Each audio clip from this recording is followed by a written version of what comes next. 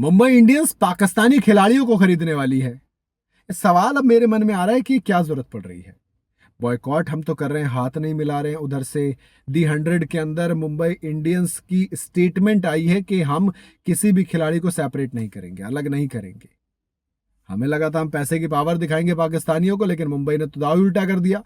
पूरे का पूरी मेहनत हमारी सड़क पे डाल दी। हाँ, मतलब दी 100 को लेकर कुछ दिन पहले खबर आई थी कि Indian franchise Lucknow Super Giants की जो फ्रेंचाइजी है, सनराइजर्स हैदराबाद वाली जो फ्रेंचाइजी है, मुंबई इंडियंस की जो फ्रेंचाइजी है, ये सब पाकिस्तानी खिलाड़ियों को नहीं खरीदेंगे।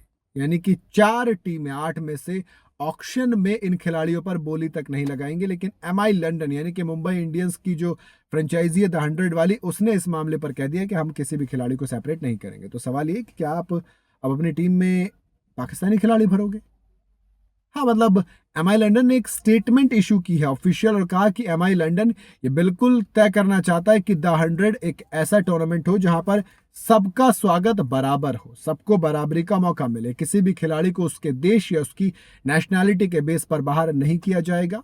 बाकी 7 टीमों की तरह हम भी इस बात पर बिल्कुल तय है कि खिलाड़ियों का सिलेक्शन सिर्फ उनके खेल की और अवेलेबिलिटी और टीम की जरूरत के बेस पर होना चाहिए। बट क्या इस चक्कर में आप पाकिस्तान के खिलाड़ी खरीद लोगे? सवाल वही है, क्या इस चक्कर में आप पाकिस्तान के खिलाड़ी खिला लोगे? मतलब मुझे तो लग रहा है कि भैया नहीं करना चाहिए। बट वो ये था कि द 100 की तरफ से एक स्टेटमेंट दी गई थी। उसके बाद एमआई का ये बयान आया है, और इस बयान से साफ है कि वो पाकिस्तानी खिलाड़ियों का बॉयकॉट नहीं करेगी। द 100 में दुनिया भर के ऑक्शन होने वाला है, तो उसमें 1000 खिलाड़ियों ने पार्टिसिपेट किया है, जिसमें पाकिस्तान के कई स्टार प्लेयर जैसे शाहीन शाह अफरीदी, हारिस रऊफ, इमाद वसीम, सलमान अली आगा जो कैप्टन है, ये भी है। उधर एमआई लंदन ने इंग्लैंड क्रिकेट बोर्ड के उस बयान के बाद रिस्पांस दिया गया जिसमें ये ईसीबी ने क्लियर कह दिया था कि द 100 में कोई भी किसी भी तरीके का भेदभाव नहीं होगा।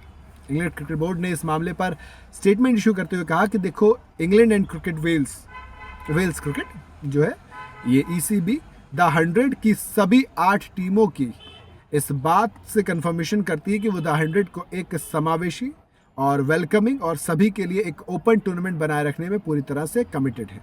ईसीबी ये बिल्कुल तय करने के लिए कमिटेड है कि वो किसी भी तरीके का, कोई भी प्रकार का भेदभाव किसी के भी साथ ना हो, और इस तरह के किसी भी आचरण से निपटने के लिए कड़े कदम उठाने के लिए नियम बनाए गए हैं। तो आप टेंशन ना लीजिए, सबको बराबर मौका मिलेगा। खिलाड़ियों को उनकी नेशनैलिटी के बेस पर नहीं, बल्कि उनके टैलेंट के बेस पर जज किया जाएगा, उनके टैलेंट के बेस पर उनको खरीदा जाएगा।